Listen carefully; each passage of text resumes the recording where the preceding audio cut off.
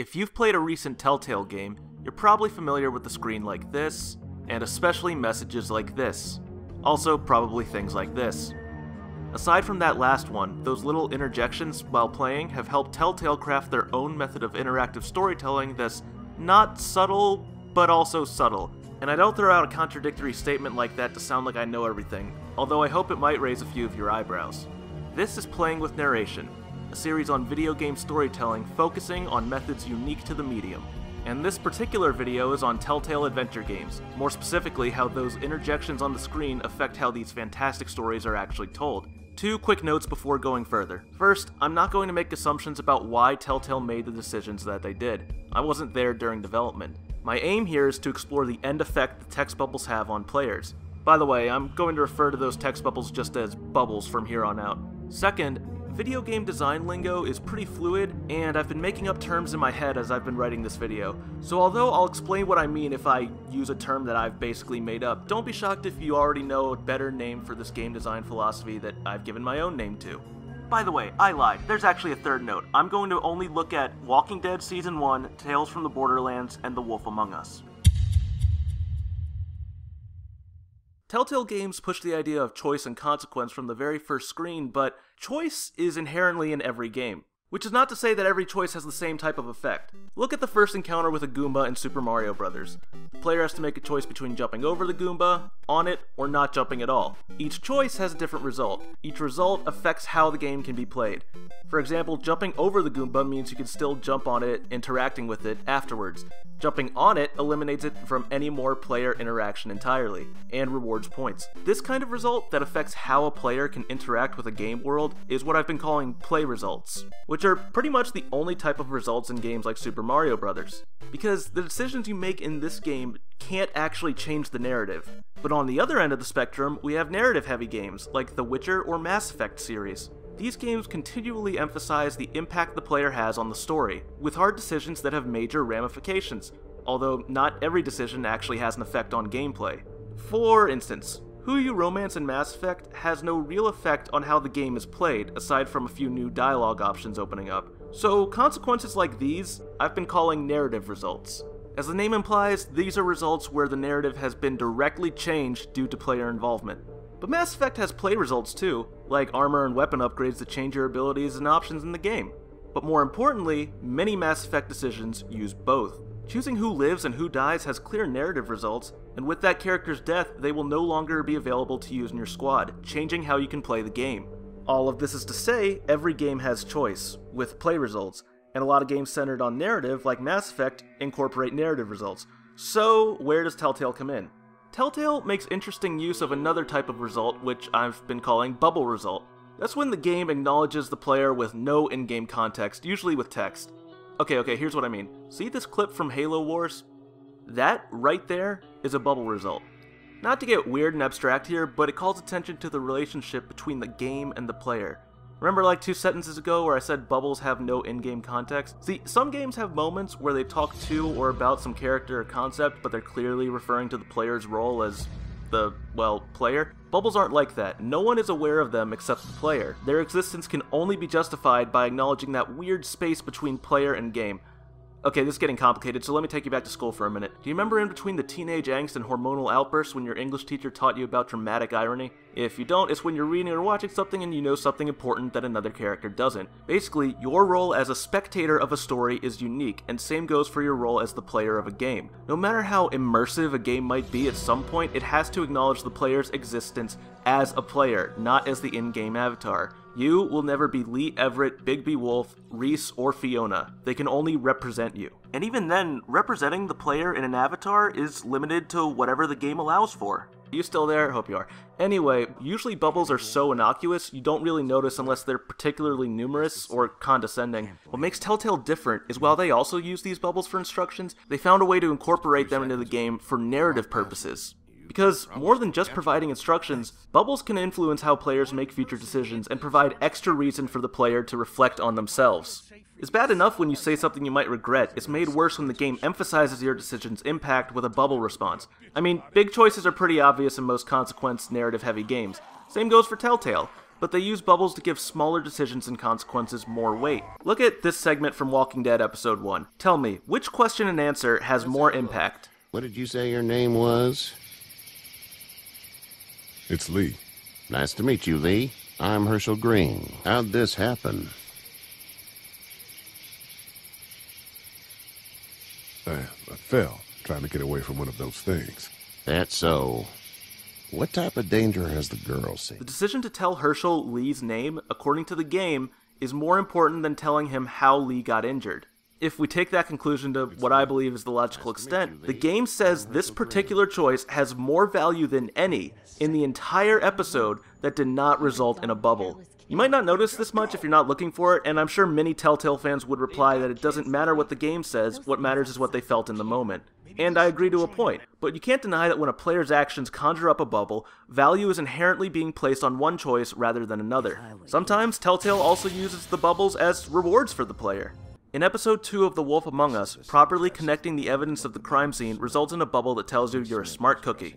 If you don't connect the evidence, there's no bubble calling you an idiot. In fact, there's no bubble at all. And whichever conclusion you make, you'll still find the undeniable incriminating evidence, whether you're Sherlock Holmes or Duck Tracy. The bubble is just there to make the player feel good for getting it right, even when it's pretty simple. And with most Telltale bubbles often comes a play, or more often a narrative result, which makes it a bit strange in, say, Tales from the Borderlands Episode 3, when a single choice determines if 0 is available for the final mission in Episode 5, both a play and narrative result with no bubble result, although this doesn't actually happen often. So, keeping in mind the mere presence of a bubble can affect the player's outlook on the value of choice, what does that say for the actual content of the bubble? Because what's inside the bubble can be much more influential on the player. And since I love breaking things down into threes, let's talk about what I've been mentally calling the I.D.A system. I know, I'm making stuff up, just roll with it, okay? I'll explain. All Telltale bubbles that are related to narrative, mind you, not instructional, have 3 possible types of content. And those are implied consequence, direct consequence, or an affirmation. Each of these has a different effect. Implied consequences are the so-and-so will remember that, promising the player that their decision will be important down the line even if it doesn't seem like it right now. Direct consequences tell the player what other characters are thinking and doing right now, based on the player's actions. By the way, these are the least common types of bubbles. And lastly, we have the affirmations, which seemingly just tell the player what they already know. But while the first 2 types of bubbles emphasize the consequences of player decisions, affirmations emphasize player choice. In other words, giving me 2 choices, A and B, and repeating that I chose A, calls back to that opening screen, and reinforces the idea that the game I'm playing now is fundamentally different than the game I would be playing had I made choice B. Not that it actually is, but it's the thought that counts. So that's all great, but Telltale doesn't just use their bubbles for the reasons mentioned earlier. See, even though affirmations just sort of reaffirm your choice, which consequently restricts them to the character's point of view, implied and direct consequences are essentially omniscient. Not entirely for direct consequences, since you can kind of gather the effects on your own, but implied consequences serve as an unspoken agreement. The decision you just made, the game says, is going to influence the story after this. You, the player, have just influenced the outcome of everything. And then, in one of the most famous Telltale moments ever, the game yanks that sense of security away from you. Hard. In Walking Dead Episode 3, Carley and Lily are fighting, and you know what, I'm just gonna play the rest of the clip. Now! There! I got him! Let's just get back in That's the RV. not happening! You think you're some tough bitch, don't you? Like nothing can hurt you. But you're just a scared little girl. Get the fuck over it. Take a page from Lee's book and try helping somebody for once.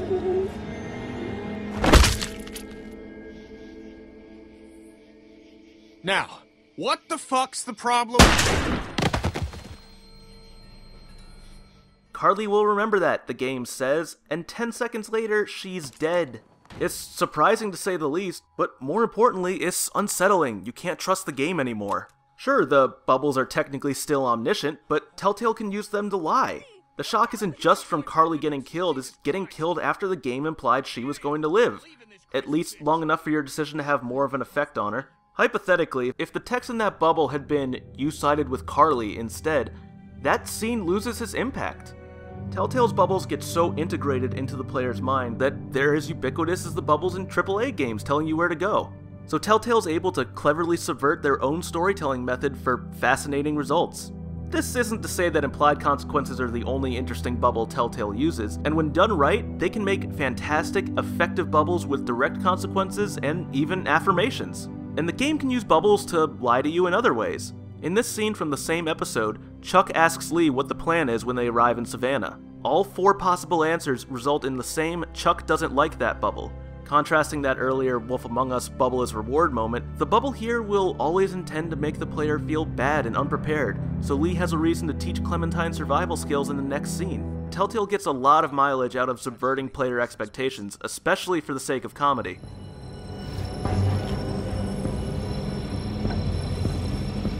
Awesome! Awesome. Awesome. What a fucking day.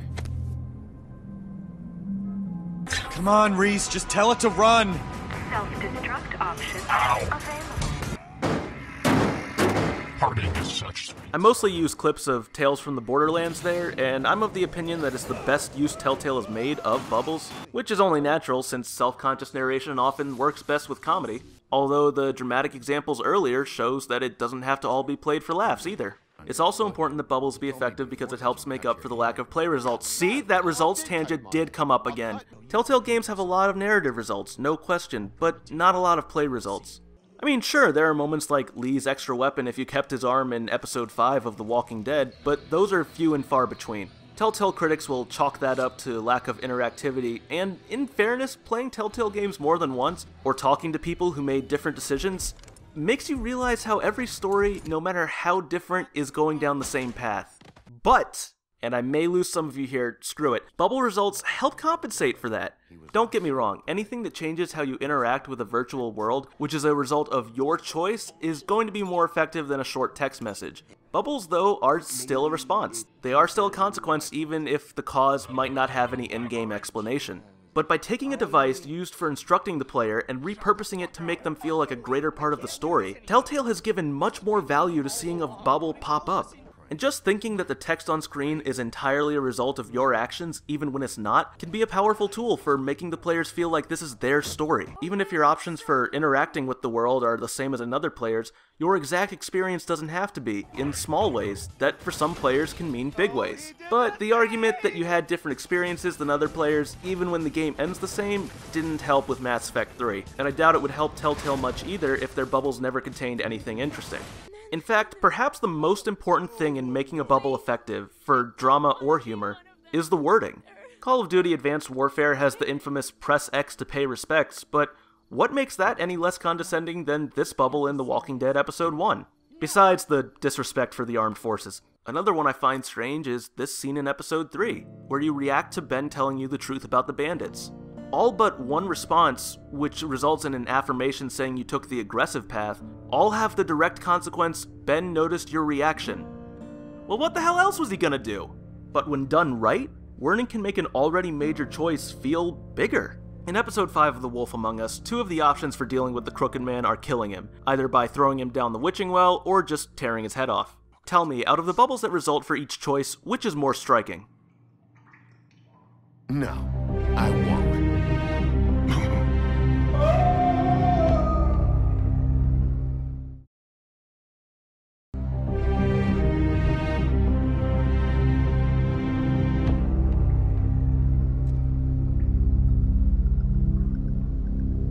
For Lily and Faith.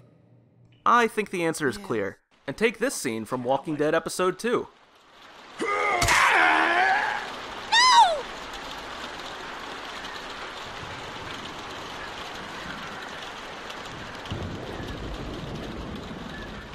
That bubble could have been Clementine will remember that, or you stabbed that guy, but wording it like that puts more emphasis on the actual killing and the effect that witnessing it will have on Clementine. And of course, there's so many options from Tales from the Borderlands. And none of this is to say that bubbles that use the usual so-and-so will remember this or you chose blank don't work. On the contrary, they're needed for the stronger ones to stand out. Bad wording can make a bad bubble, but good wording can make a single bubble just as memorable as any of the high points in Telltale's adventures. In The Walking Dead and Tales from the Borderlands, you can turn bubbles off in the menu, and I'm sure there are people who want a less intrusive experience, but I really believe they're missing out on so much. In bluntly acknowledging the difference between player and character, Telltale makes their stories much more nuanced and surprising. Choices don't have to radically change the gameplay or the narrative to have impact, and Telltale proves you can give a decision power with nothing more than one line of text. I don't know what the future holds for Telltale, although admittedly I do hope it includes a few engine upgrades, but whatever their next project is, I'm looking forward to seeing its first bubble. Okay, that sounds weird, but you get it. Thank you so much for watching. If you liked this video and are interested in seeing more, please like it and subscribe. Do you agree with my points, or do you think I'm a pretentious prick? Please tell me about it in the comments. See you next time. Oh, and that's what you think this is?